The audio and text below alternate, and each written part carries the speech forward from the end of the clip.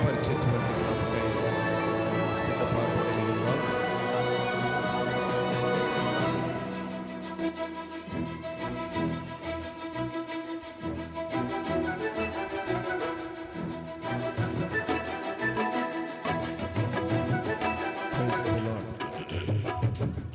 ప్రేమ పూర్ణుడా, స్నేహశీలుడా, విశ్వనాథుడా, విజయ వీరుడా, ఆపత్కాలమందున సర్వలోకమందున్న దీనజనాలి దీపముగా వెలుగుచున్నవాడా, ఆరాధింతు నిన్నే లోకరక్షకుడా, ఆనందింతు నీలో జీవితాంతము, నీ కృపయంత ఉన్నతము వర్ణించలేను స్వామి, నీ కృపయందు తుది వరకు నడిపించు యేసయ్యా.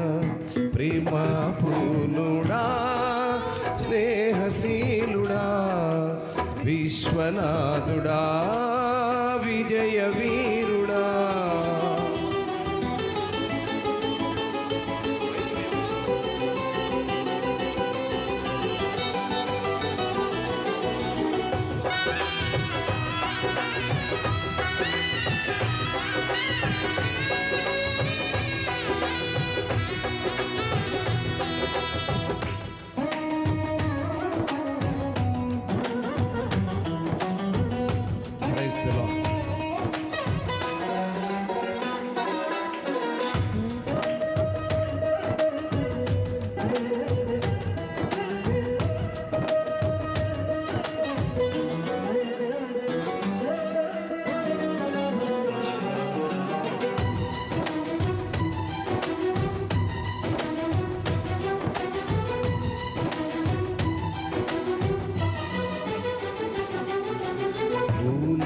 సంపూర్ణమైన నీ దివ్య చిత్తమే నీవు నడిపే నూతనమైన జీవ మార్గము. పూర్ణమై సంపూర్ణమైన నీ దివ్య చిత్తమే నీవు నన్ను నడిపే నూతనమైన జీవ మార్గము. ఇహమందు పరమందు నాకు ఆశ్రయం నీవే, ఇన్నాళ్ళు క్షణమైన నన్ను మరువని యేసయ్యా. నా తోడు నీవుంటే అంతే చాలయా, నా ముందు నీవుంటే భయమే లేదయ్యా. నా తోడు నీవుంటే అంతే చాలయా, నా ముందు నీవుంటే భయమే లేదయ్యా.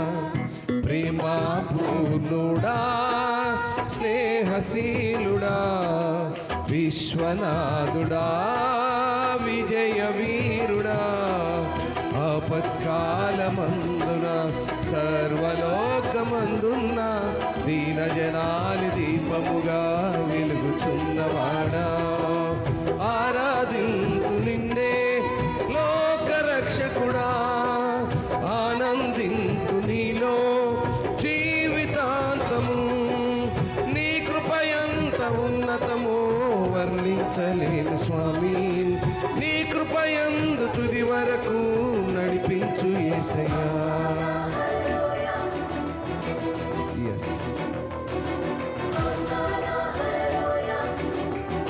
భాగ్యమైనను సౌభాగ్యమైనను నీ దివ్య సన్నిధిలో బహు విస్తారమైన కృపతో మాపై చూపుతుంది. బలమైన ఘనమైన నీ నామమందు మేము హర్షించి నిన్ను ఘనపరిచి స్తుతించును యేసయ్యా.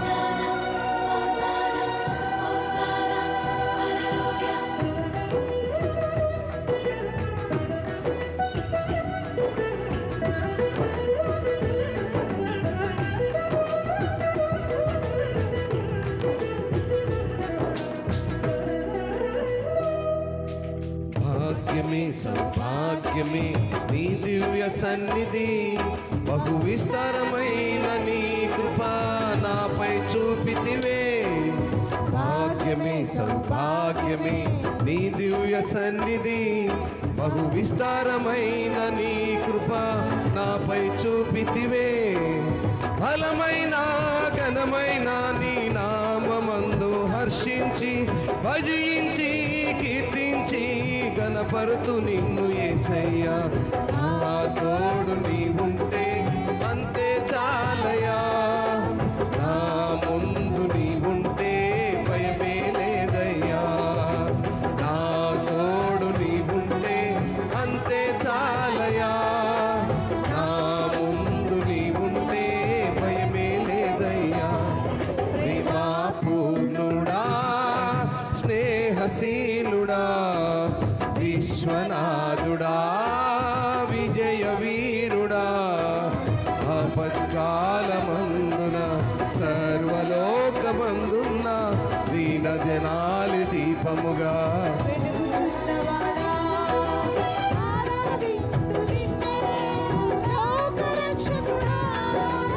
ఆనందింతు నీలో జీవితాంతము. నీ కృపయంత ఉన్నతము వర్ణించలేని స్వామి, నీ కృపయందు తుది వరకు నడిపించు యేసయ్యా. నిత్యము ప్రతినిత్యము మీ జ్ఞాపకాలతో మా అంతరంగంలో నీవు కొలువై ఉన్నావయ్యా. నిర్మలమైన నీ మనస్సు మాకు అంకితము చేశావు, నీతో జీవించే కృపను మాకు ఇచ్చావు. అవునయ్యా,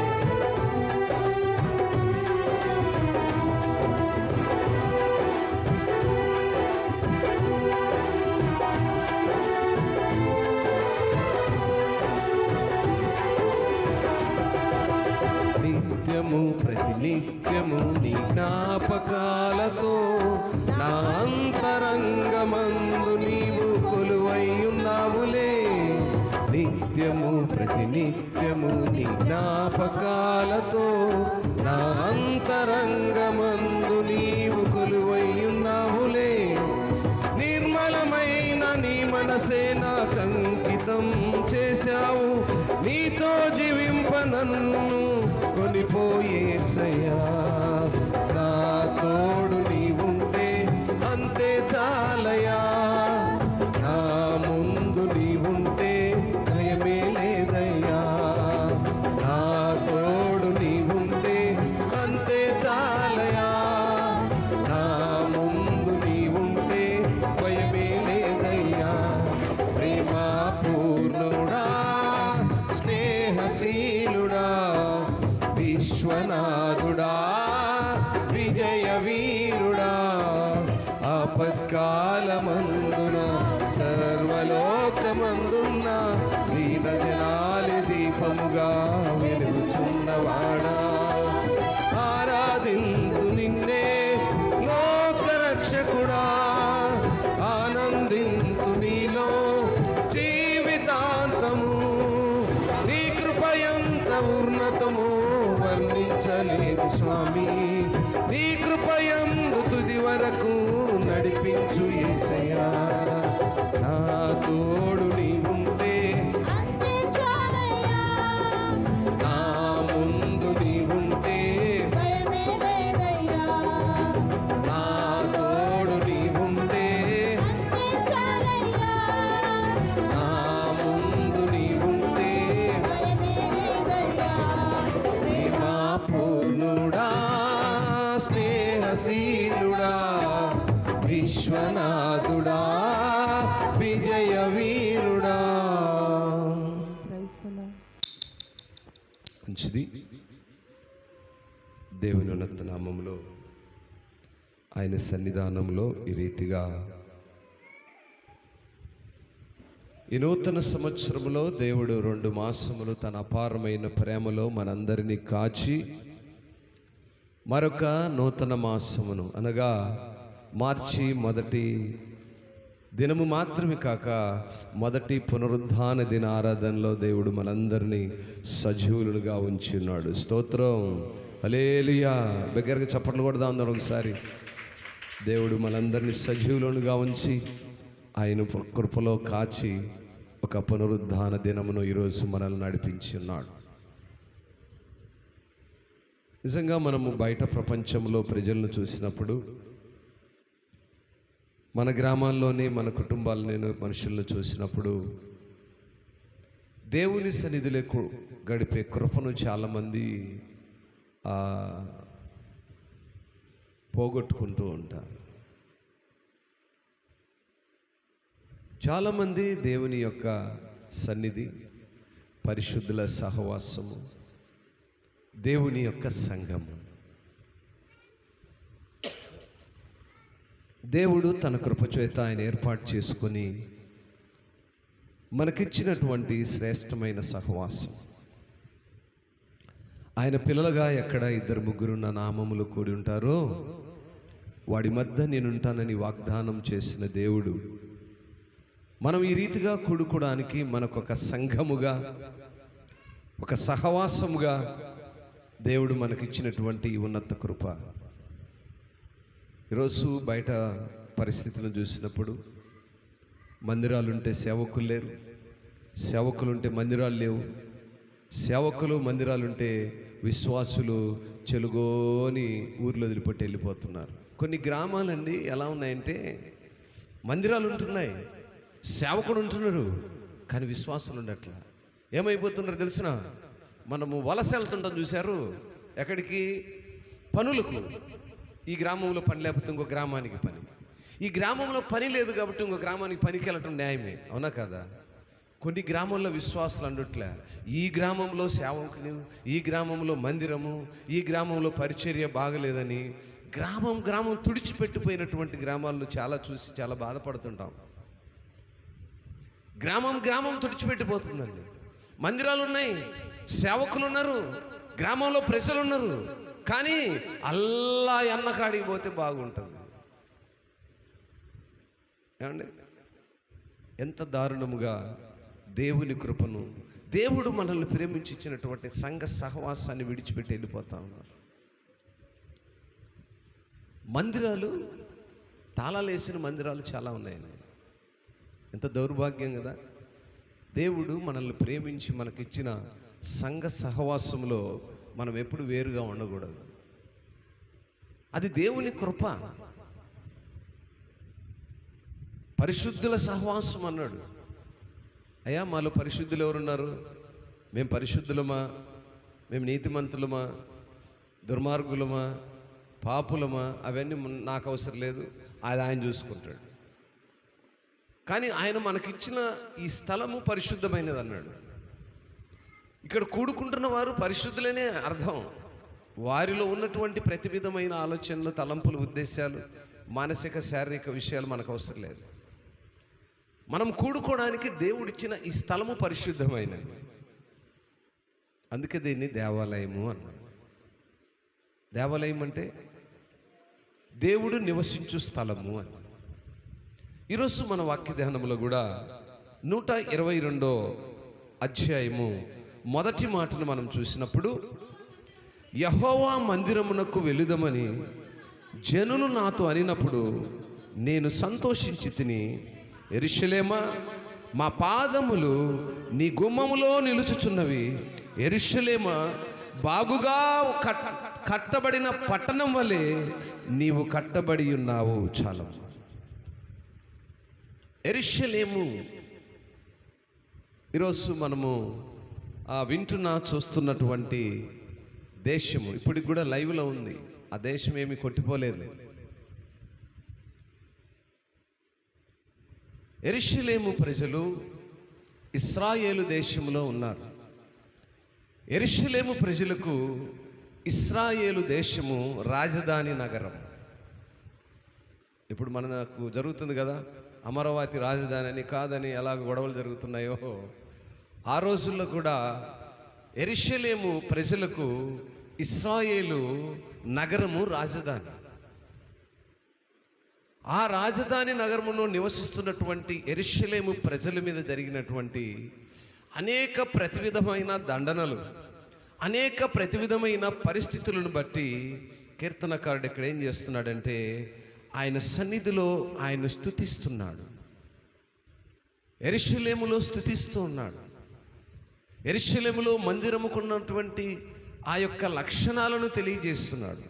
ఆ మందిరం అనేది దేనికంటే, మందిరము దేనికి, దేవాలయము దేనికంటే, ఒక విశ్వాసి దేవునితో సన్నిహిత సంబంధాన్ని, ఆత్మ సహవాసాన్ని,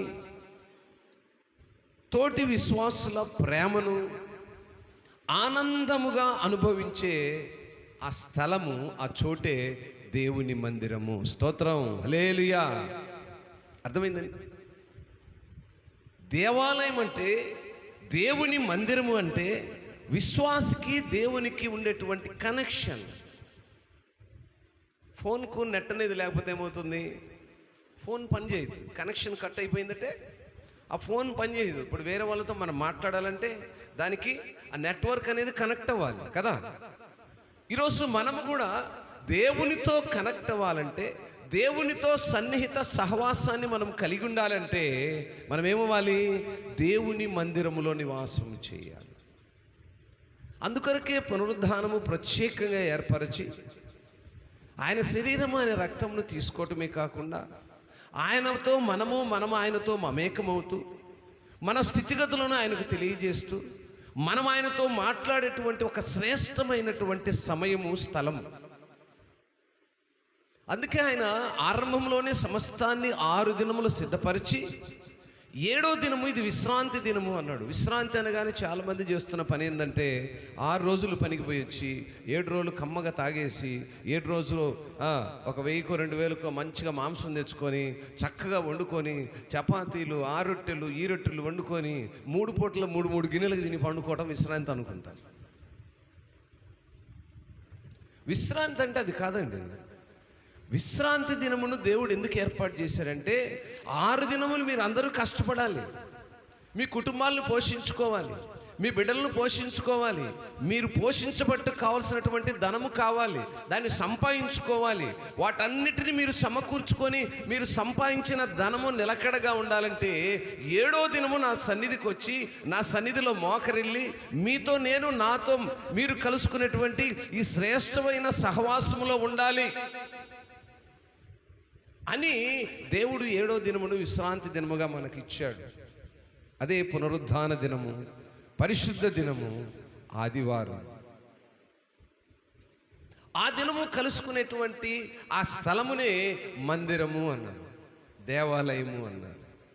ఆ దేవాలయంకి వెళ్తే మాకు వస్తుంది ఏంటి? మాకు ప్రార్థన రాదా?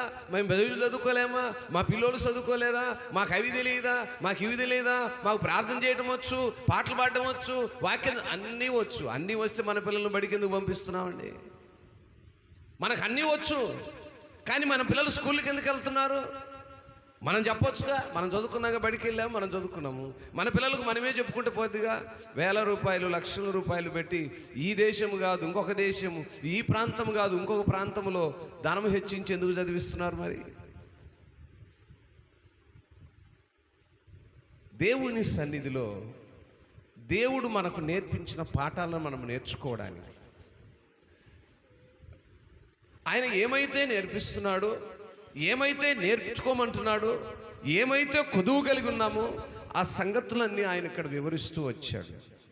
కీర్తనకారుడు దేవాలయం గురించి మాట్లాడుతున్న మాట ఏంటంటే, దేవుని మందిరముకు వెళుదామని జనులు నాతో అనినప్పుడు నేను సంతోషిస్తూ, యెరూషలేమా మా పాదములు నీ గుమ్మములో నిలుచుచున్నవి, యెరూషలేమా బాగుగా కట్టబడిన పట్టణం వలె నీవు కట్టబడి ఉన్నావు. దేవుడి మందిరాన్ని గురించి నేను అందుకే ఎప్పుడు చెప్తూ ఉంటాను, శుభ్రం అవసరము. మన కుటుంబాల కంటే, మన శరీరాల కంటే దేవుని ఆలయము అందముగా ఉండాలి, మనకంటే అందముగా ఉండాలి.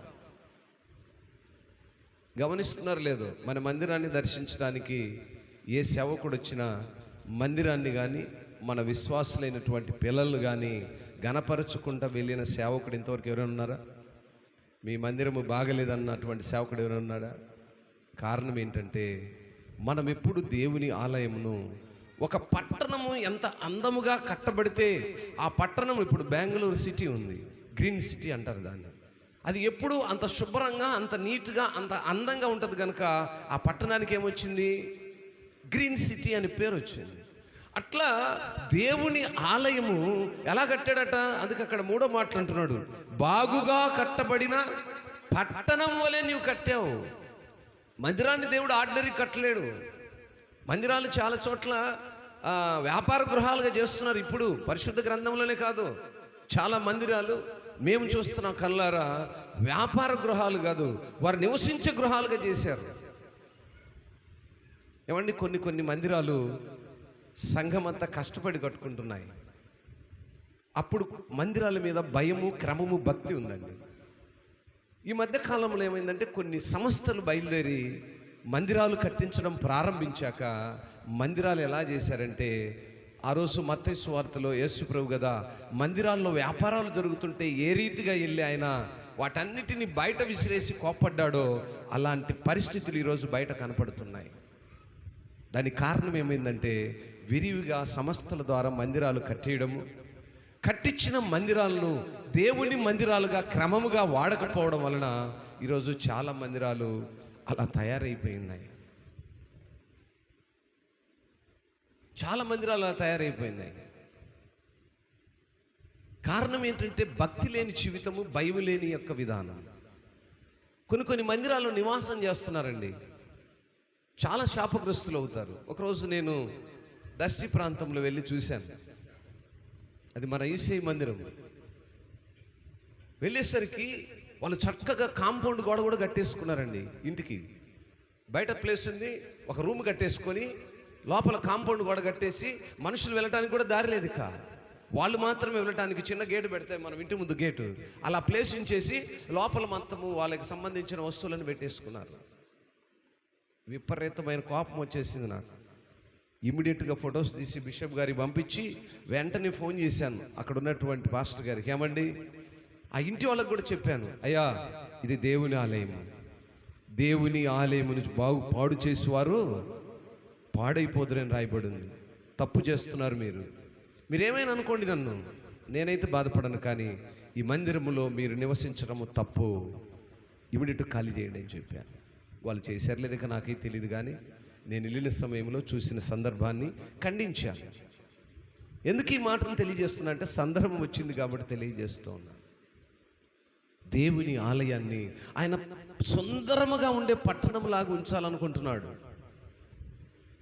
చాలామంది పెద్దలకు, చాలామంది విశ్వాసులకి దేవాలయం అంటే ఏదో వెళ్తున్నాము వచ్చి కూర్చొని పోయేదానికే కదా, దాంట్లో ఇవన్నీ ఎందుకు?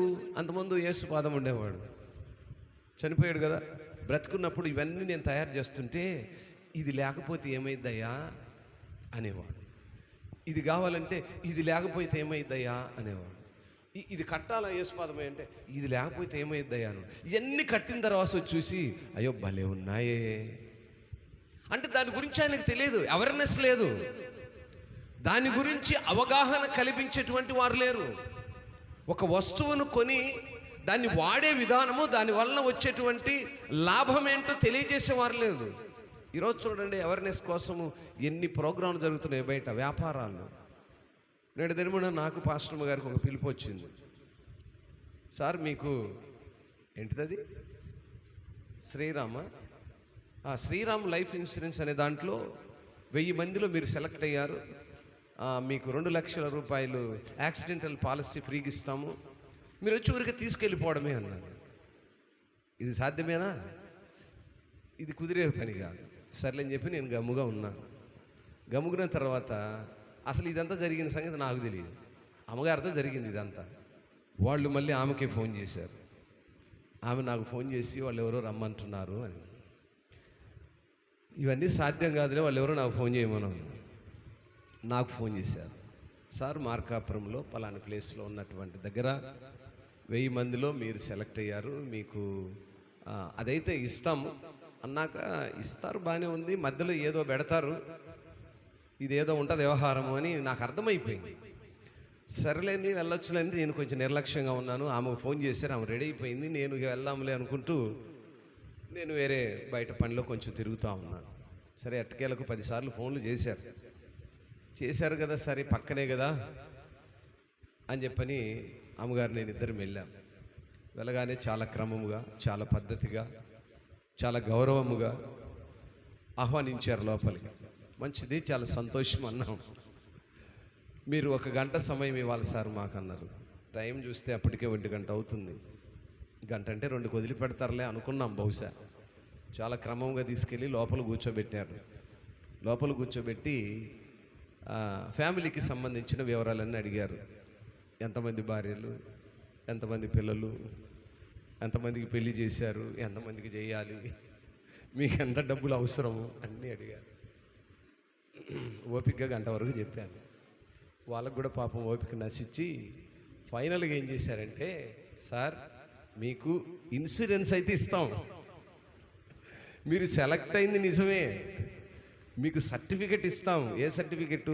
యాక్సిడెంటల్గా ఏదైనా జరిగితే 2 లక్షల రూపాయలు పాలసీ సర్టిఫికెట్ మీకు ఇస్తాం. కానీ మీ ఫ్యామిలీ బ్యాక్గ్రౌండ్ అంతా ఎందుకు అడుగుతున్నామంటే, మీరు మీ పిల్లల భవిష్యత్తు కొరకు లేదా మీ ముందున్న అవసరాల కొరకు మీరు ఏదైనా డబ్బు దాచారా? దాయలేదు కదా. ఇప్పుడు మొన్నటి దినమున పాస్టర్ గారికి ఆపరేషన్ జరిగిందన్నారు. డబ్బులు లేకపోతే బయట తెచ్చుకొని ఆపరేషన్ చేయించుకున్నారు. అదే ఈ పాలసీ అనేది చేసుకుంటే మీరు అది కట్టే అవసరం ఉండేది కాదు, మీ ఆరోగ్యానికి కాదు, మీ పిల్లలకు కూడా భవిష్యత్తు బాగుంటుంది సార్ అని చెప్పారు.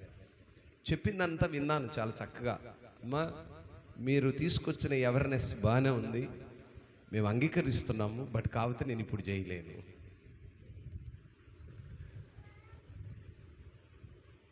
అక్కడ ఆ మేనేజర్ మన క్రిస్టియన్ సహోదరి ఒక అమ్మాయి, ఆమె వచ్చి మాట్లాడుతూ వాళ్ళ మదరు ఇలాగే ప్రతి సండే ప్రార్థనకు వెళ్ళకపోతే ఇలా ఇబ్బంది పడుతుందని మాట్లాడుతూ, ఆ మేనేజర్ కూడా మన క్రిస్టియన్ సహోదరి ఆ మాట్లాడుతూ ఇట్లా సార్ అంటే, నేను ఆమెకు చెప్పాను, మా పరిస్థితి ఇది, నేను అందువల్ల ఇలా చేయలేను, తర్వాత చేస్తాను.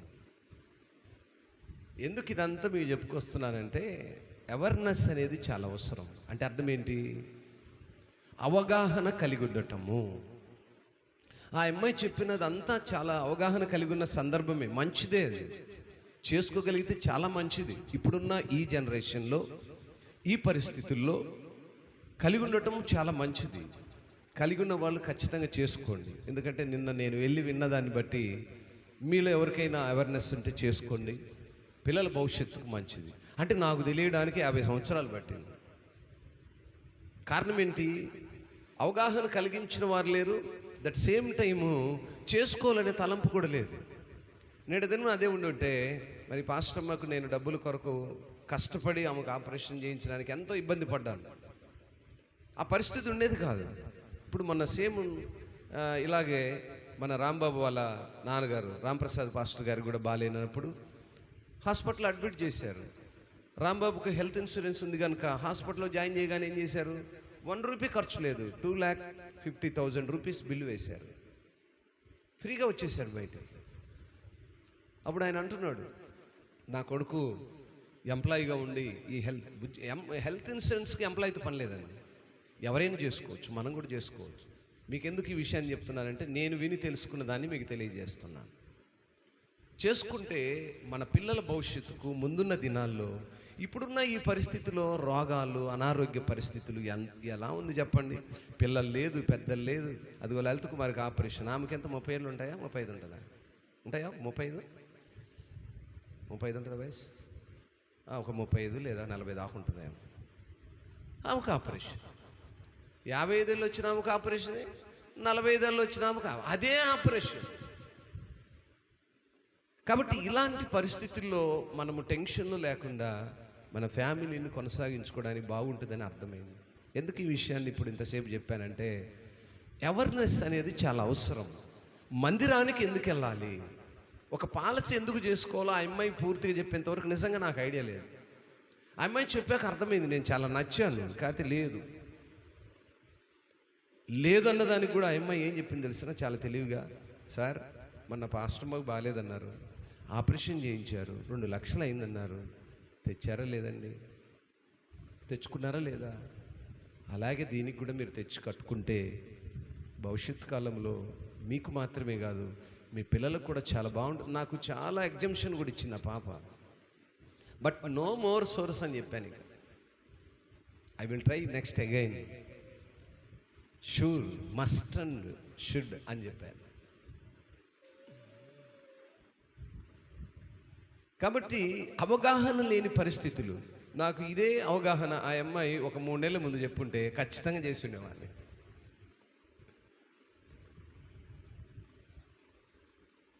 కాబట్టి మనము మందిరానికి ఎందుకు వెళ్ళాలి?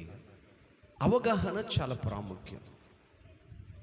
దేవునితో కనెక్ట్ అవ్వాలంటే మందిరానికి వెళ్ళాలి. దేవునితో నువ్వు కనెక్ట్ కాలేవు.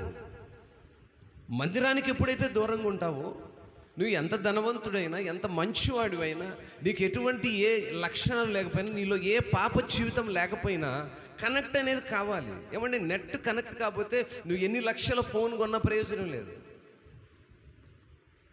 1000 రూపాయల ఫోన్కైనా నెట్ కనెక్ట్ అవ్వాలి, 1,00,000 రూపాయల ఫోన్కైనా నెట్ కనెక్ట్ అవ్వాలి. కాస్ట్లో వేరియేషన్ 99,000 తేడా ఉంది. బట్ నెట్ అనేది కనెక్ట్ కాకపోతే ఫోన్ పనిచేయదు. ఈరోజు దేవునితో మన కనెక్షన్ లేకపోతే నువ్వు ఎంత ధనవంతుడైనా, బలవంతుడైనా, అధికారివైనా, ఇంకా నువ్వు ఎవడివైనా, నీకు ఎన్ని అడిషనల్ క్వాలిఫికేషన్స్ ఉన్నా దట్ ఈస్ జీరో.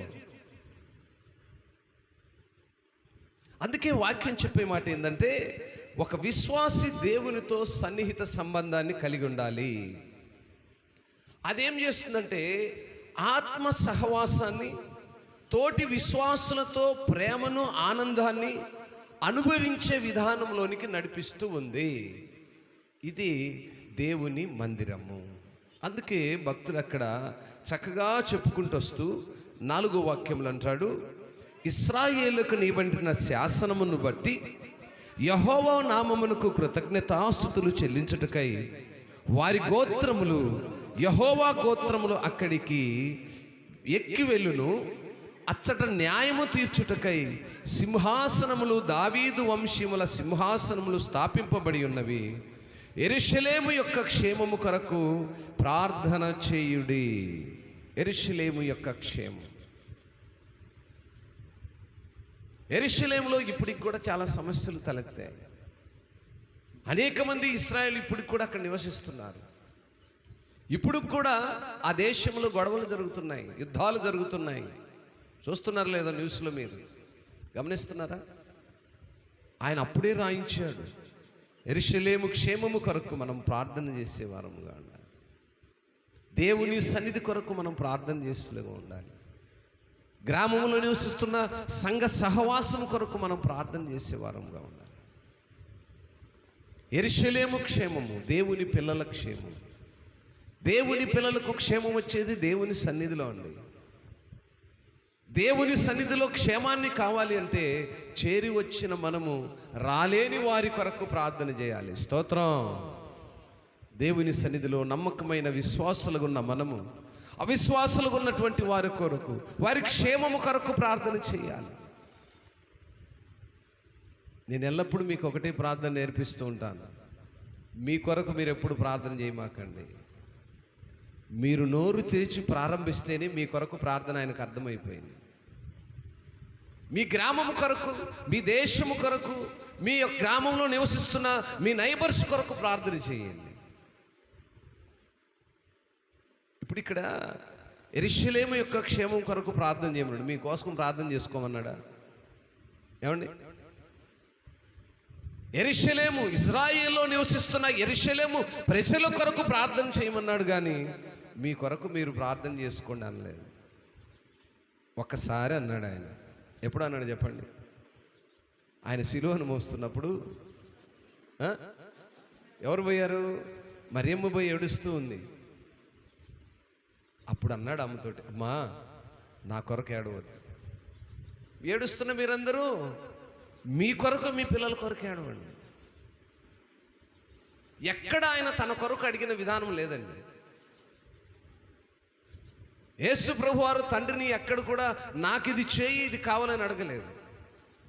తన పుట్టుకను కానీ, తన మరణాన్ని కానీ, తన పునరుద్ధానాన్ని కానీ ఎక్కడ ఆయన యొక్క ఆలోచన ప్రకారం ఏది జరగలేదు.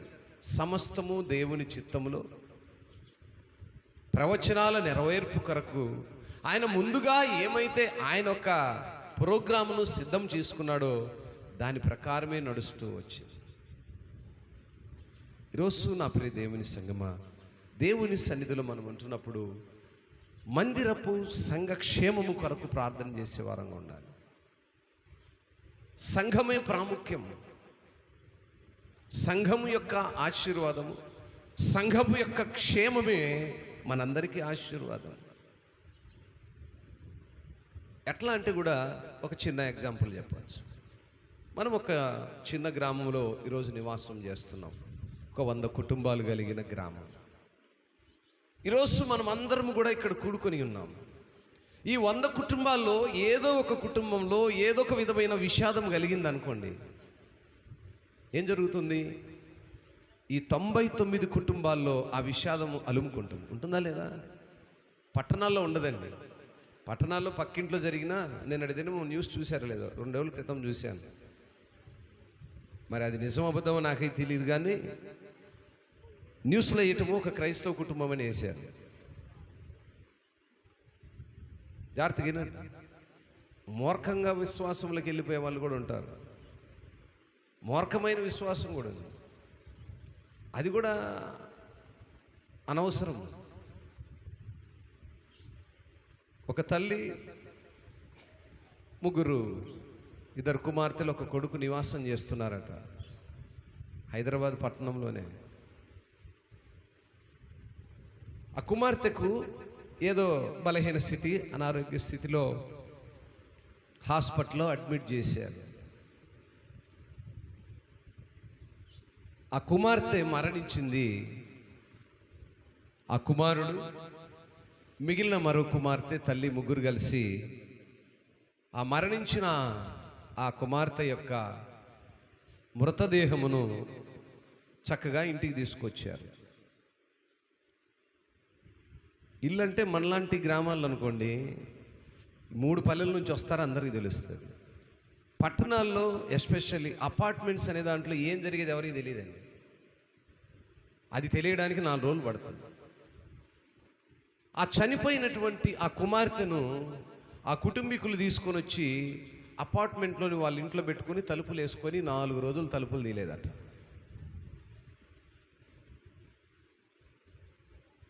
4 రోజులు ఇంట్లోనే పెట్టుకొని,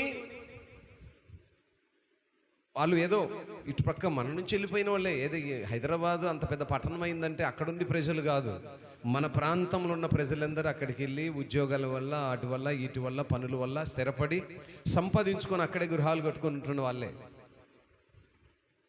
ఆ విధంగా వాళ్ళు కూడా ఇక్కడ ఏదో ఈ చుట్టుపక్కల ప్రాంతాల్లో ఉండేటువంటి ఒక గ్రామ నివాసులు. న్యూస్లో చూపించడం ఏంటంటే, ప్రార్థన చేస్తే యేసు ప్రభు బతికిస్తాడని మా ఇంట్లో పెట్టుకున్నారు అని న్యూస్లో పెట్టారు. కానీ నాకు తెలిసి అంత మూర్ఖంగా ఎవరు ఉండరు. దాదాపు ఈ న్యూస్ కూడా కొన్ని తప్పుదారి పట్టిస్తూ ఉంటాయి. ఎట్టకేలకు 4వ దినమున పోలీసులు వచ్చి గొడవ చేస్తే కానీ ఆ బాడీని తీసుకురాలి. విశ్వాసం ఉండాలి, భక్తి ఉండాలి. అది మూర్ఖంగా ఉండకూడదు. మూర్ఖంగా ఉండే విశ్వాసము, మూర్ఖంగా ఉండే భక్తి జీవితము అన్య జీవితం. అది అన్యులు చేసినట్టు చేయకూడదండి. కొంతమంది అన్యుల్లో అవిధేయతతో వచ్చినటువంటి భక్తిని బట్టి మూఢాచారాలను మనం చూస్తూ ఉంటాం. అటువంటి ప్రవర్తనలు కనిపించినటువంటి ప్రజలు కూడా ఇంకా మరి భూమి మీద, దేశం మీద కనిపిస్తూ ఉన్నారు. ఈ ఉదాహరణలు ఎందుకు తెలియజేస్తున్నానంటే, బయట జరుగుతున్న ప్రతిదీ కూడా మనం తెలుసుకోవాలి. అందులో మంచిది చెడేది అనేది ఆలోచన మనము చేయాలి. ఏమంటే వాళ్ళు చేసింది అది మంచి ఆలోచనేనా? హాస్పిటల్కి వెళ్ళావు, చనిపోయింది, ఫినిష్ అయిపోయింది. అది దేవుని చిత్తంలో అవునో కాదో తర్వాత పరిస్థితి.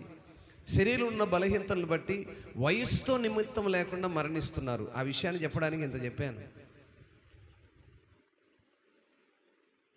ఇంకా మూర్ఖంలో ఉండకూడదండి. మనం ఇంత టెక్నాలజీ డెవలప్ అయ్యి ఇంత ఫాస్ట్ జనరేషన్లో ఉన్నా కూడా కొంతమంది ఇంకా మూర్ఖంగా ప్రవర్తిస్తూనే ఉన్నారు. అందుకే అంటున్నాను, అవగాహన అనేది చాలా అవసరం. ప్రతి విషయాన్ని అవగాహన చేయాలి.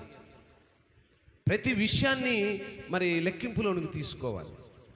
ఓ సహోదరుడు మార్నింగ్ నాతో కలిసి మాట్లాడుతూ, బ్రదర్ చర్చికి వెళ్తారా? మేము వెళ్తాను. మీరు ఓకే, రైట్, మంచిది. మీరే చర్చికి వెళ్తారు? బైబిల్ మిషన్కి వెళ్తాను.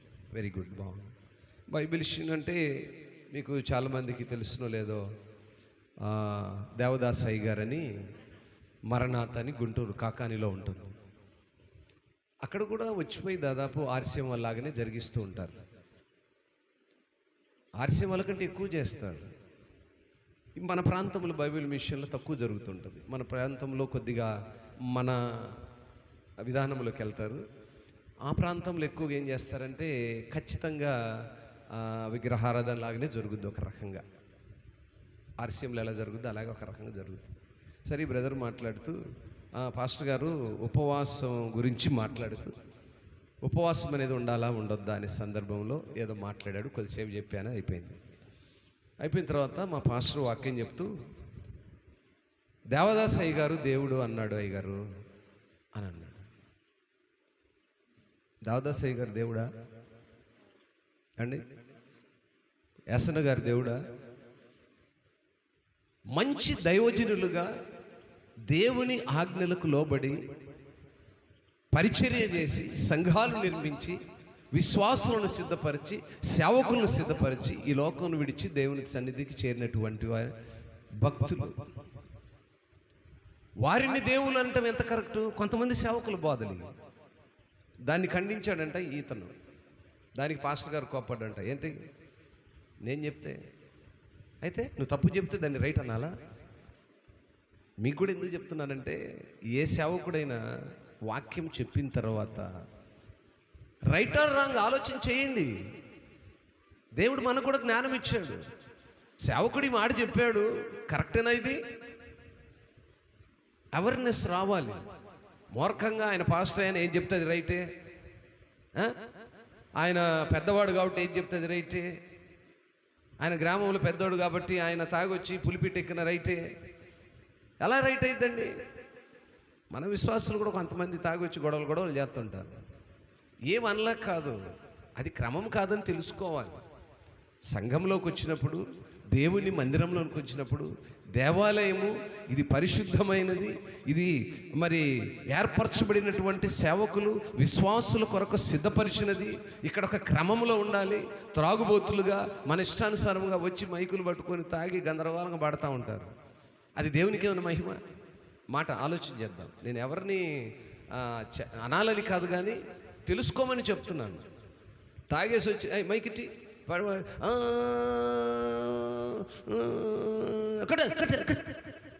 ఏంది అంటే దేవుణ్ణి మయపరిచేది ఏంది? మన ఇష్టం వచ్చినట్టుగా ఇక్కడ రాగాలు తీయటానికి కాదండి. పాట అంటే ఏందనుకుంటున్నారు? పాట అంటే ఏంది చెప్పండి? అది కూడా వాక్యమే నాయనా. పాట కూడా వాక్యమే. పాట అంటే సినిమా పాటలాగా పరవశించి ఏదో గాలిలో మేడలు కట్టేది కాదు. ఇది పాట అంటే వాక్యము. అది ఎంత పరిశుద్ధంగా ఉండాలి, ఆత్మలో ఎంత తీవ్రత కలిగితే నువ్వు పాడాలి. చాలామంది తెలియక ఇంకా మేము కూడా ఏం చేస్తాం, గ్రామంలో కొంతమంది పెద్దవాళ్ళు ఉంటారు, వాళ్ళని ఏమన్నా మనకో ఏమోయో మాకు తెలియదా, మేము పాడనియా, మేము చెయ్యనియా, మాకు నువ్వు చెప్తావా, ఈ పాస్టర్ మాకు వద్దులే. అందుకు భయపడి సేవకులు నిజం చెప్పట్లేదండి. చాలా సంఘాలు ఇవే జరుగుతున్నాయి. మార్కాపురంలో పెద్ద సంఘం ఉంది, ఇటనే బోధ చేశాను. 3వ రోజు వాళ్ళు రావద్దన్నారు నన్ను. ఒక విశ్వాసి ఆయన సంఘ పెద్ద ఆకొక్కేసుకొని పులిపెట్టి ఎక్కుతున్నాడు. నువ్వు ఎక్కకూడదన్నా. వేసి నమిలి ఊసి వచ్చి నీళ్ళు లాగొచ్చి నేను ప్రార్థన చేస్తున్నా. ఏంది నువ్వు చేసేది? పాస్టర్ని అడిగాను, ఏమండి పాస్టర్ గారు ఏంటిది? ఏమంటావు సార్?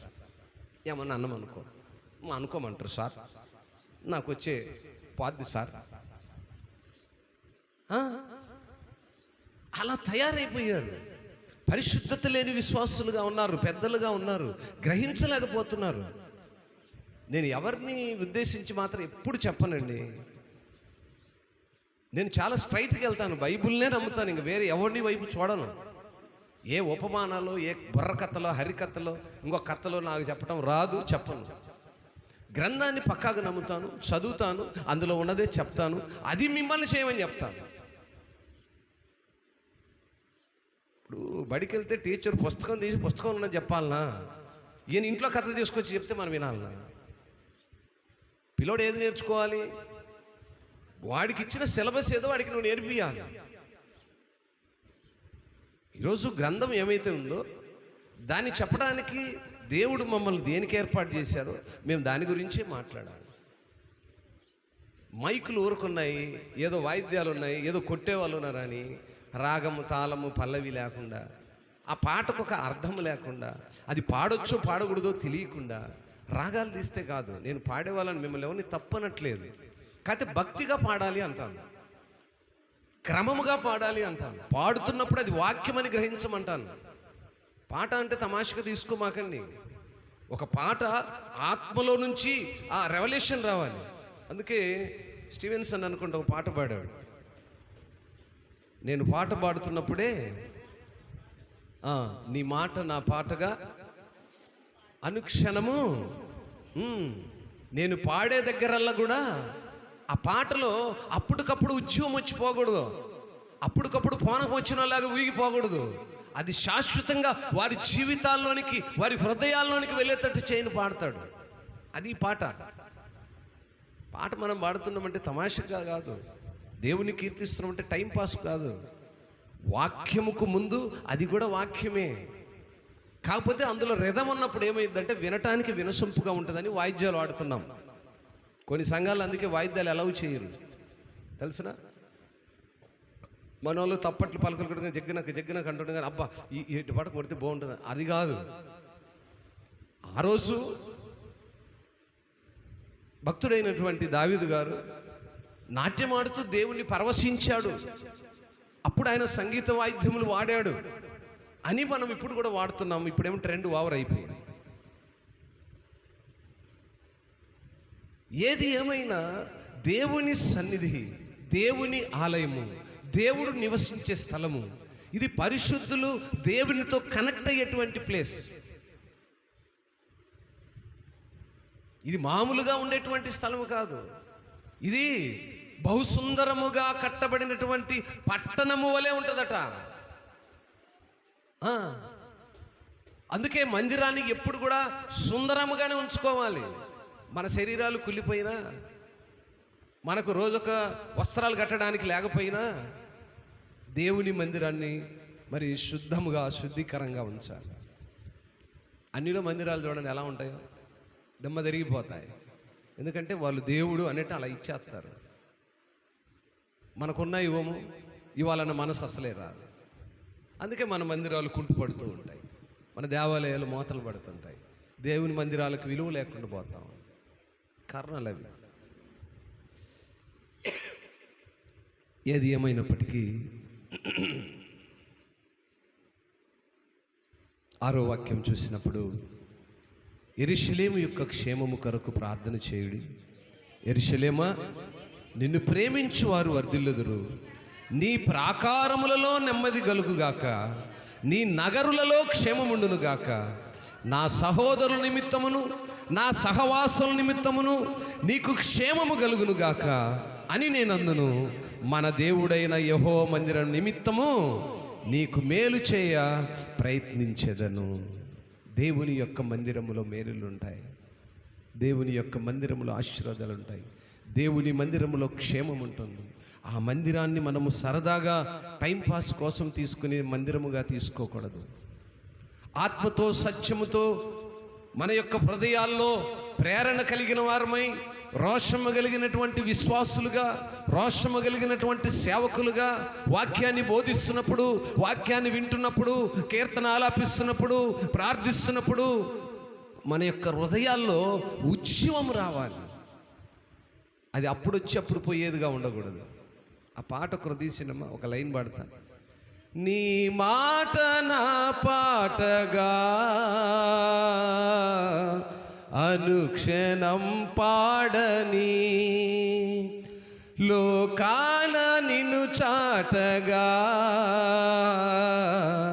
నా స్వరం వాడని, నా గీతం ఆత్మలను నీ వైపే ఆకర్షించని, ఆదరణ కలిగించి నీలోనే ప్రహర్షించని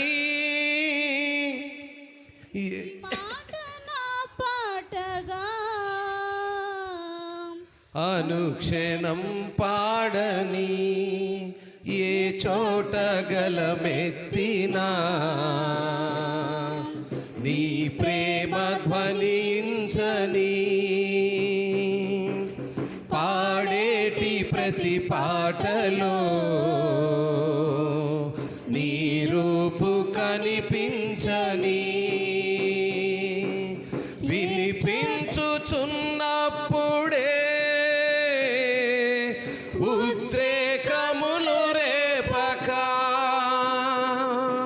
స్థిరమైన ఉజ్జీవము లోన రగిలించని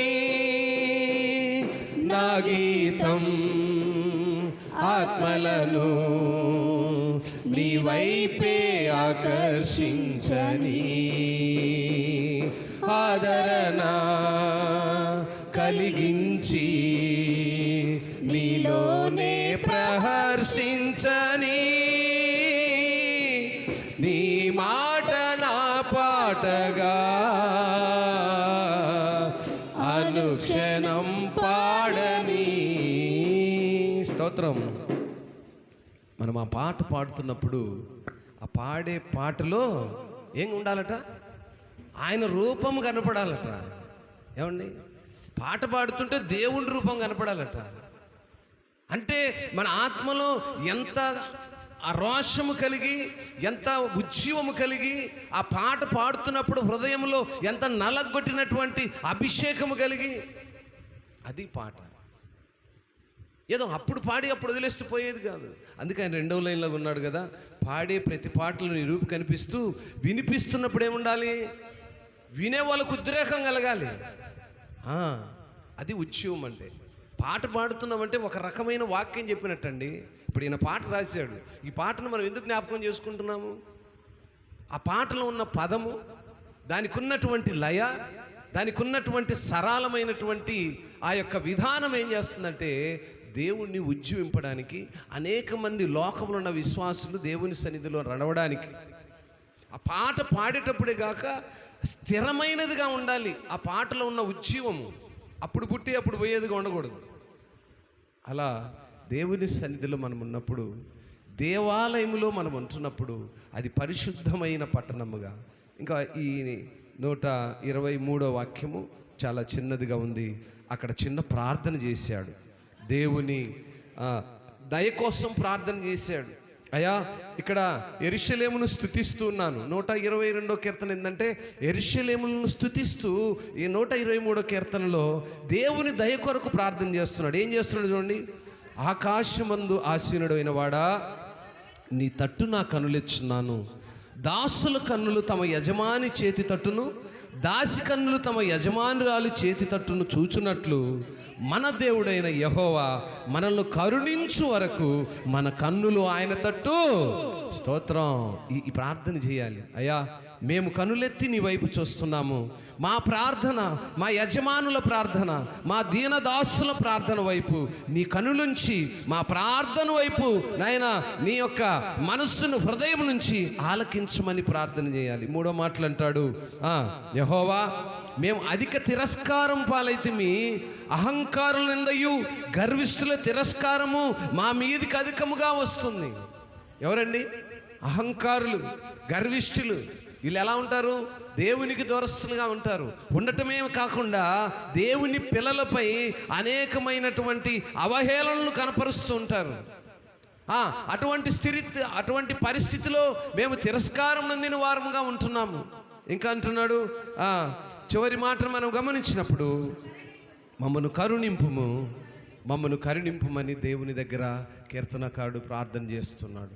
ఈనాడు నా ప్రియ దేవుని సంగమా, దేవుని సన్నిధిలో మనం ఉంటున్నప్పుడు, ఆయన సన్నిధిలో మనము ఆకాశమందు ఆసీనుడైన వాడా, నీ తట్టు నా కనులెత్తుచున్నాను. దేవుని వైపు మనం కనులెత్తాలి. మన ప్రార్థనలో, ఇలాంటి ప్రార్థనలో కూడా మనం నేర్చుకోవాల్సిన చాలా సంగతులు ఉంటాయండి. ప్రార్థన ప్రారంభము ప్రార్థనలో వాడవలసిన కొన్ని పదాలు చాలా అవసరమైనవి. చూడు, ఆడ ప్రారంభంలోనే 2 మాటలే చేశాడు. ఎంత చక్కగా ఉంది కదా. ఆకాశమందు ఆసీనుడమైన వాడా, నీ తట్టు నా కనులెత్తుచున్నాను. ఎప్పుడన్నా అన్నారా మీ ప్రార్థనలో? ఆకాశమందు ఆసీనుడైనటువంటి ఆయన వైపు మనము కనులెత్తాలి, ఆయన్ని మనం అడగాలి. అయ్యా, మా ప్రార్థనలపై నీ కనుదృష్టి నుంచి మనం అడగాలి. అక్కడ అడిగాడు, ఆ 3వ మాటలో అడుగుతున్నాడు కదా. ఏమన్నాడు? కాదమ్మా, రెండో లైన్ అంటాడు, మన దేవుడైన యెహోవా మనల్ని కరుణించే వరకు మన కన్నులు ఆయన తట్టు చూడాలి. దేవుని కరుణ మనపై ఉండే వరకు మన కన్నులు ఆయన తట్టు చూడాలి. దేవాలయంలో మనం ఉంటున్నప్పుడు మనం చేసే ప్రార్థనలపై ఆయన కనుదృష్టి ఉండాలి. కనుదృష్టి ఉండేంత నిమ్రత కలిగిన వారమై, నిమగ్నమై, హృదయములలో చొచ్చుకున్న వారమై, మనసులో రోషము కలిగిన వారమై, ఉద్రేకము కలిగిన వాయం చేసే ప్రార్థనలు కావాలి. అటువంటి ప్రార్థనల వైపు ఆయన కనుదృష్టి ఉంటుంది. అందుని బట్టి యెరూషలేము ప్రజలు, ఇశ్రాయేలు దేశములో, ఆ రాజధాని నగరములో వారి క్షేమము కొరకు మరి కీర్తనకారుడు ప్రార్థించినట్లుగా ఈ భాగములో మనం చూస్తున్నాం. ఈరోజు మనము కూడా మన యొక్క దేవాలయం కొరకు, మన యొక్క మందిరాల కొరకు, మన గ్రామాల కొరకు ప్రత్యేకంగా మనము గడిచిన కొన్ని మాసాలుగా, కొన్ని సంవత్సరాలుగా మనము ప్రార్థిస్తూ ఉన్నాం. దేని కొరకమ్మా? మన మందిరపు సరిహద్దులు విశాలపరచబడాలని, పెద్దలకు మంచి మనసు రావాలని, మన సమస్త అధికారులు, బిషప్పులు, ఫాదర్ బిషప్పులు వారందరూ కూడా మనకు అన్ని విషయాల్లో మనకు సహకరించేవారుగా, మరి 2008-9లో ఉన్నటువంటి ఆ పిల్లలు ఈరోజు పెద్దవాళ్ళు అయిపోయారు. వాళ్ళ పిల్లలు మందిరంలో ఉంటున్నారు. సంఘము విస్తరించబడింది. మరి ప్రజలు అధికముగా మరి ఉంటున్నారు కనుక మరి సంఘపు సరిహద్దులు కూడా విశాలపరచబడాలని అనేక మార్లు మనము మరి ఈసీ మినిస్ట్రీ పెద్దలకు, దేవుని దాసులకు మనం తెలియజేస్తూ వచ్చాము. ఆ రీతిగా మన సంఘ పెద్దలు, మన కుటుంబాల సహవాసం కూడా అవసరం కనుక వాటన్నిటి కొరకై మనం ఈరోజు ప్రార్థన చేయవలసిన అవసరత మన పైన ఉంది. ప్రార్థన చేద్దాం. ప్రేమ కలిగిన తండ్రి, కృప కలిగిన నాయన, నీ పరిశుద్ధ పాదాలను బట్టి స్తోత్రాలు. ఈరోజు ప్రభువా, మేము లెక్కించలేని ఎన్నో సంగతులు మీరు మాకు తెలియజేశారు, బయలుపరిచారు. నాయన, సమాజం ఎలా ఉంది, లోకం ఎలా ఉంది, మేము ఎలా ఉంటున్నాం నాయన. మేము నీ సన్నిధిలో ఉంటున్నప్పుడు, నిన్ను కీర్తిస్తున్నప్పుడు, నిన్ను గణపరుస్తున్నప్పుడు, నీ సన్నిధిలో ప్రార్థిస్తున్నప్పుడు సమస్తము మీతో మేము మాట్లాడుతున్నామని, మాలో పుట్టే ఉద్రేకము, మాలో పుండే ఉద్యమము అప్పుడులో వచ్చేప్పుడు పోయేది గాక శాశ్వతమైనదిగా, నీలో శాశ్వతముగా అంటుకట్టేదిగా, నీతో శాశ్వతముగా ఉండేదిగా ఉండులాగున ఇదిగో తండ్రి, మేము విన్నటువంటి యాత్ర కీర్తనలు 122-23 అధ్యాయాల్లో నాయన మందిరపు సరిహద్దుల గురించి, యెరూషలేము ప్రజల క్షేమము గురించి, సంఘబిడ్డల విశ్వాసాల గురించి నాయన మేము ప్రార్థిస్తున్నప్పుడు మా ప్రార్థన ఆలకించు దేవుడవు, ఆకాశమందు నీ ఉన్నావని నీ వైపు కనులెత్తి చూసే అనుభవాన్ని మాకు నేర్పించినందుకై మీకు స్తోత్రాలయ్యా. అవును నాయన, అట్టి కృపలో, అట్టి ఆధిక్యతలో, అట్టి సహవాసంలో లేని అనేక మంది బిడ్డల కొరకు ప్రార్థిస్తున్నాం నాయన. కృప చూపండి, సహాయం చేయండి. ఆత్మలో రోషము కలిగి, ఆత్మలో ఉద్యమం కలిగి, ఆత్మలో ప్రేరణ కలిగి, ఆత్మలో సూటిగా నీ వైపే చూసి నాయనా నిన్ను హృదయంలోనికి ఆహ్వానించుకొని నీతో సూటిగా మాట్లాడి, నీతో సూటిగా కీర్తనల ద్వారా మహిమపరిచే కృపను దయచేయండి. మేము కీర్తిస్తున్నప్పుడు, మేము మిమ్మల్ని గణపరుస్తున్నప్పుడు ఏదో లోకము కొరకు, ఏదో ప్రజల కొరకు, ఏదో సరదా కొరకు, ఏదో వాళ్ళలాగా వీళ్ళలాగా కాక ప్రభువా, మా హృదయాల్లో రోషము కలిగి, మంట కలిగి నాయనా, మా హృదయంలో ఉన్నటువంటి ఘోష అనేక మంది విని వారి ఆత్మలు మార్చబడులాగునుండే కృపను దయచేయమని, మేము కీర్తిస్తున్నప్పుడు కూడా నాయనా నీ వాక్యాన్ని ధ్యానిస్తున్నామని ఎరిగి భక్తి శ్రద్ధలతో నిన్ను స్తుతించి గణపరించే పిల్లలుగా మమ్మల్ని ఉంచమని ఇంతవరకు మీరు ఇచ్చిన శ్రేష్టమైన ఉపదేశాలను బట్టి మిమ్మల్ని స్తుతిస్తూ, అనేక మంది పిల్లలు వెనుకబడి రాలేక మీకు దూరస్తులుగా ఉంటూ, నాయనా ఫోన్కు నెట్వర్క్ ఏ రీతిగా కనెక్ట్ కాకపోతే ఆ ఫోన్ పనిచేయదు, నీతో కనెక్ట్ కాని పిల్లలకు నాయనా మీ కృప, మీ కాపుదల, మీ ఆశీర్వాదం, మీ క్షేమం ఉండదు అని ఈరోజు మీరు మాతో సూటిగా చెప్పిన దేవా స్తోత్రాలు. ఎరిగిన పిల్లలుగా అజ్ఞానుల వలె ఉండక జ్ఞానము కలిగి నీ మాటలను ఆలకించి నీ సన్నిధికి నడిచే కృపను దయచేయమని, కృపలేని వారికి కృపను, కృపలో ఉన్నవారు నీ ఎడల భక్తి శ్రద్ధలతో నీ వైపు చూసే అట్టి నడిపింపులోనికి నడిపించమని యేసయ్య శ్రేష్టమైన నామములో ప్రార్థించి మనవులు అడిగి వేడుకొని పొందుకొని ఉన్నాము తండ్రి. ఆమేన్. మంచిది. దేవుని సన్నిధిలో మరి కొద్ది నిమిషాలు నిలబడదాం. అందరము కూడా చక్కగా దేవుని యొక్క వాక్య ధ్యానములో ఆయన మనతో ముచ్చటించినటువంటి, సూటిగా మనతో మాట్లాడినటువంటి సంగతులను మనం విన్నాం. కొద్దిసేపు నిలబడదాము. చాలాసేపు కూర్చుంటే కూడా నిద్ర వస్తుంటుంది కదా. ఆ నిద్ర అనేది ఒక విధమైనటువంటి వైరస్. జాగ్రత్తగా ఉండండి.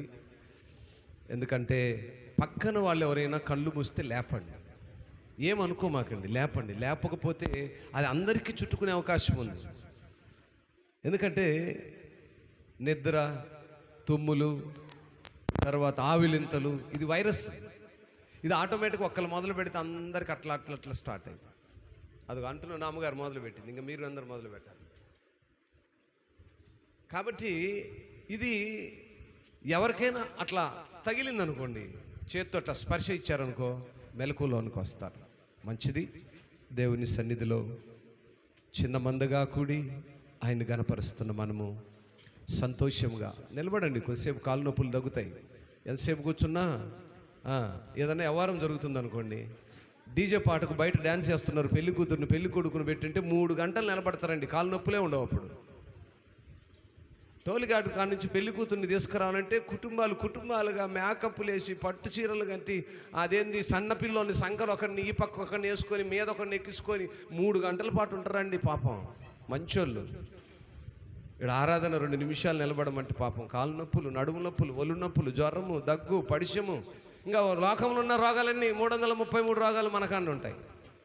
పాపం మంచోళ్ళు. ఏం చేస్తాం? మంచిది. Right, okay. దేవుడిని గనపరుచుకుందాము. అందరము కళ్ళు మూసి 2 నిమిషాలు, నాయనా నువ్వు నాకు ఇచ్చిన కృపను బట్టి స్తోత్రాలు. నీ సన్నిధానం ఇంతవరకు నువ్వు నాతో మాట్లాడినందుకు స్తోత్రాలు. ఇదిగో నాయనా నిన్ను గణపరుస్తున్నాను, నిన్ను మహిమపరుస్తున్నాను. నీ కృపలో నన్ను ఎత్తిపట్టు. నీవు ఇచ్చినటువంటి సంఘ సహవాసాన్ని బట్టి స్తోత్రాలు. నీ మందిరంలో నన్ను ఉంచుకున్నందుకై స్తోత్రాలు. మాకు ఇచ్చిన ఈ శ్రేష్టమైనటువంటి ఈ చిన్న మందును బట్టి నీకు స్తోత్రాలు. ఆత్మలో రోషము కలిగిన పిల్లలుగా మమ్మల్ని ఉంచినందుకు స్తోత్రాలు. అవునైనా ఆత్మలో తీవ్రతను అధికం చేయమని ప్రార్థిస్తున్నామయ్యా. ఎస్,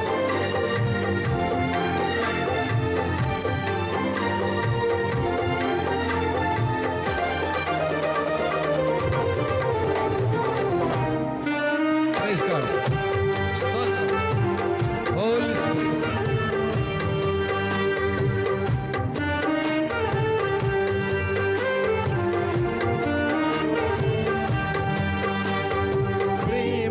శాశ్వతమైన పరిశుద్ధమైన పొదరిల్లు,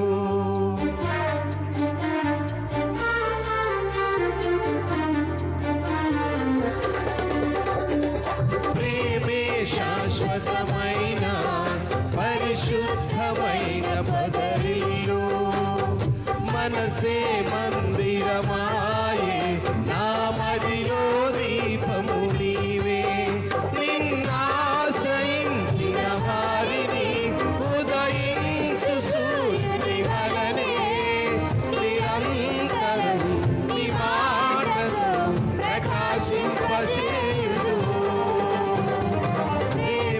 శాశ్వతమైన పరిశుద్ధమైన పొదరిల్లు, మనసే మందిరమాయే, నా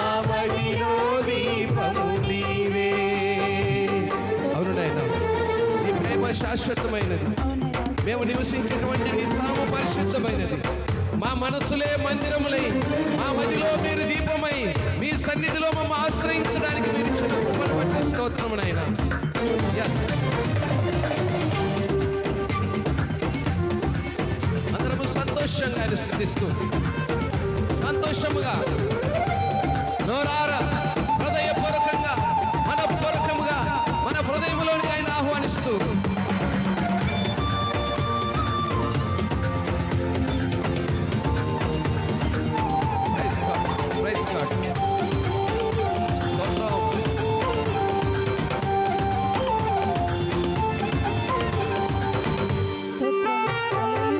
సంతోషంగా రెండు చేతులు జోడించి బలముగా నోరారా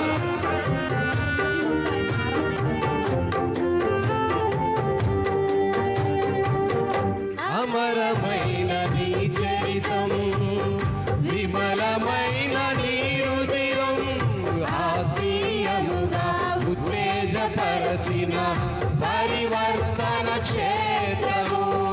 అవును నాయనా, అమరమైన నీ చరిత్రాన్ని, విమలమైన నీ రుధిరమును ఆత్మీయంగా ఉచ్ఛేదపరిచినటువంటి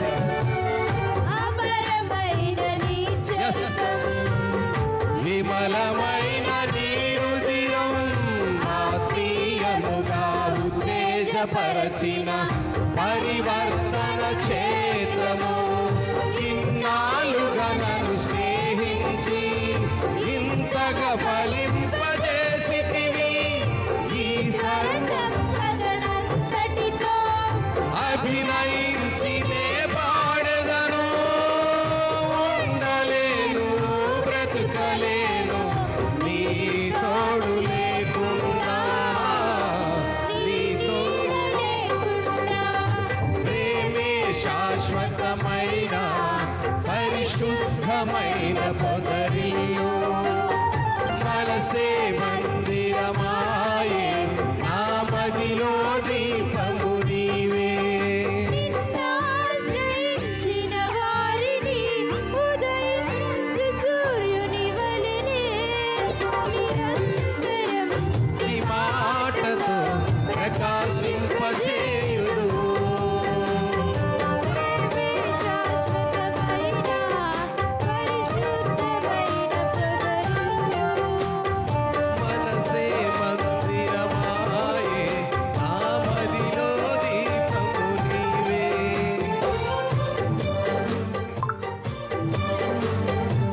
కమ్మనైన నీ ఉపదేశం విజయమిచ్చే మా శోధనలు కలిగినప్పుడు ఖడ్గం కంటే బలమైన నీ వాక్యము మాకు ధైర్యమునిచ్చి మా శ్రమలలో మాకు తోడుగా ఉండి నీ వాక్య ప్రవాహము చేత మేము పొందుకున్న దీవెన మా జీవితములను నింపుతుందయ్యా.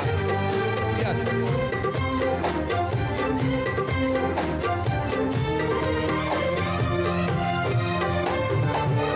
కమ్మనైన నీ ఉపదేశము విజయమిచ్చే శోధనలో, ఖడ్గము కంటే బలమైన వాక్యము ధైర్యమిచ్చే నా శ్రమలో.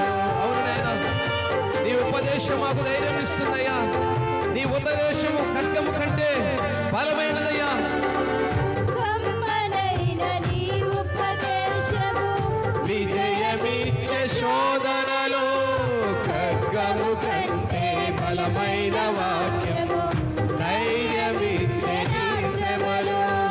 కరువు సీమలో సిరులో లిఖించెను నీ వాక్య ప్రవాహమే. గగనము చీల్చి మోపైన దీవెన వర్షము కురిపించితివి. ఘనమైన నీ కార్యములు వివరింపనా తరమా, వర్ణింపనా తరమా.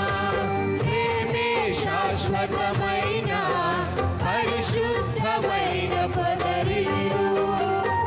మనసే మందిరమాయే, నా మదిలో దీపము నీవే. అవును నాయనా, నిన్ను నిన్ను ఆశ్రయించిన వారిని ఉదయించే సూర్యుని వలె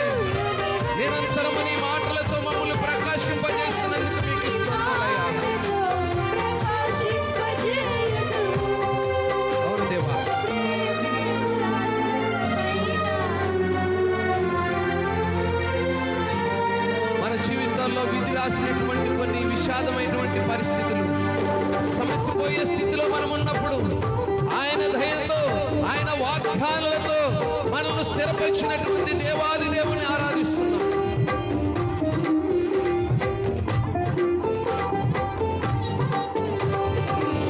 విధి రాసిన విషాద గీతం సమసిపోయే నీ దయతో, సంబరమైన వాగ్దానములతో నాట్యముగా మార్చితివి. అవునయ్యా, స్తోత్రం. విధి రాసిన విషాద గీతమును తండ్రి, మాకు నాట్యముగా మార్చిన దేవుడవైన స్తోత్రం. విధి రాసిన విషాద గీతం సమసిపోయే నీ దయతో, సంబరమైన వాగ్దానములతో నాట్యముగా మార్చితివి. మమతల వంతెన దాటించి మహిమలో స్థానము నిలిచితివి.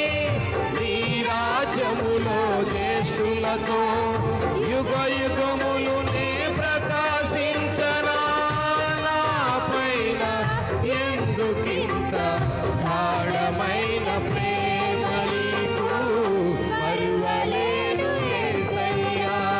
ప్రేమే శాశ్వతమైన పరిశుద్ధమైన పొదరిల్లు, మనసే మందిరమాయే నా మదిలో దీపము నీవే.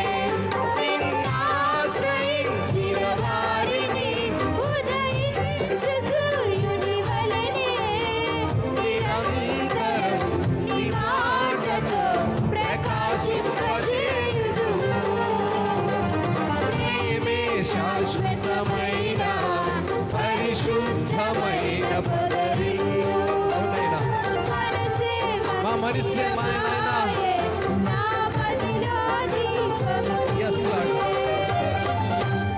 అవును నాయనా, మా మనస్సులను మందిరాలుగా మీరు తీస్తానని, మా హృదయాల్లో మీరు దీపాలుగా మమ్మల్ని వెలిగిస్తామని స్తోత్రం. నాయన. ఇదిగో ఈ మధ్యాహ్న కాల సమయంలో అవునయ్యా, మీరు లేఖనాలు సెలవిస్తున్నాయి. అవును తండ్రి. మీ హృదయమే దేవాలయమని మీరు ఎరుగురా. అవును నాయన, ఈరోజు మేము ప్రశ్నిస్తుంటున్నాము. చెడిపోయిన మా హృదయాలు, పనికిపోయిన మా హృదయాలను, ఎన్నిక లేని మా హృదయాలను మీరు ఎంచుకొని మీరు నివసించే దేవాలయాలుగా మా హృదయాలను మీరు ఏర్పరచుకొని ఉన్నారు. లోకం వైపు చూస్తూ, మనుషుల వైపు చూస్తూ, ఆత్మలో ప్రేరణ లేని వారై, ఆత్మలో ఉద్యమం లేని వారై నాయన మా హృదయమే దేవాలయం ఎరుగక లోక సంబంధమైన విషయాలను మా హృదయాల్లో ఉంచుకుంటున్నాము. కానీ నిన్ను గూర్చినటువంటి నాయన సువార్తలను, నిన్ను గూర్చిన శ్రేష్టమైన సంగతులకు మా హృదయములో స్థానం ఇవ్వలేకపోతున్నామయ్యా. నాయన నీ దాసుడు ప్రార్థిస్తున్నాను, మా హృదయంలో ఉన్నటువంటి వాంఛలను పరమందు ఆసీనుడు అయినటువంటి దేవా, మా ప్రార్థనలపై మీ కనుదృష్టించుమని, యెరూషలేము నగరమునకు క్షేమమును దయచేయమని, నీ పిల్లలైన వారికి క్షేమాన్ని దయచేయమని, నీ సహవాసం కలిగిన సంఘాలకు క్షేమాన్ని దయచేయమని, నీ సహవాసం కలిగినటువంటి కుటుంబాలకు క్షేమాన్ని దయచేయమని, నీలో నైనా ఏరు పారిన వారై నివసించాలని ఆత్మలో తీవ్రత కలిగిన పిల్లలకు క్షేమాన్ని దయచేయమని నీ దాసుడు చేసిన ప్రార్థన మేము ఏకీభవిస్తున్నాం. మా గ్రామంలో క్షేమాన్ని దయచేయండి, మా సంఘాల్లో క్షేమాన్ని దయచేయండి, కుటుంబాల్లో క్షేమాన్ని దయచేయండి. ఆత్మలో తీవ్రత కలిగాయి మా హృదయాన్ని మీకు అప్పగించే పిల్లలుగా, చెడిపోయిన మనస్సులతో, హృదయ వాంఛలతో లోక వైపు మాత్రమే చూడక నీ వైపు చూసే కృపనిమ్మని నాయనా. మీరు నాతో మాతో మాట్లాడిన శ్రేష్టమైన సంగతులు మేము వివరించుకుంటున్నప్పుడు మా హృదయం బద్దలవుతుంది, మా హృదయంలోనైనా తీవ్రత ప్రారంభమవుతుంది. నాయనా, మేము పాడే ప్రతి పాటలో, మేము వింటున్న ప్రతి వాక్య ధ్యానములో, మేము చేస్తున్న ప్రతి ప్రార్థనలో మీరు వింటున్నారని, ఆలకిస్తున్నారని, మా కనులు మీ వైపెత్తి హృదయములో తీవ్రత కలిగినటువంటి వారమై ప్రార్థిస్తున్నప్పుడు మా ప్రార్థనలపై, మా ఆరాధనలపై, నైనా 40 దినాలు జరుగుతున్నటువంటి శిలువ ధ్యానాలపై, నీ పక్షాన నిలబడి మాట్లాడుతున్న బిడలపై మీ కను దృష్టి నుంచి దినదినము ఆశీర్వదకరముగా సంఘ సహవాసం, పరిశుద్ధుల గుంపు నాయన ఈ రీతిగా కూడుకొని నిన్ను స్తుతించి ఆరాధించే అనుభవాన్ని మాకు ఇచ్చినందుకై ఈ విధముగా అనేక సంఘాలు జరుగుతున్నటువంటి బిడ్డలకు కూడా అట్టి కృప, అట్టి దీవెన, అట్టి ఆశీర్వాదాలు నిండారుగా కుమ్మరించమని యేసయ్య ఘనమైన నామములో ప్రార్థించి అడిగి వేడుకొంటున్నాము తండ్రి. ఆమేన్.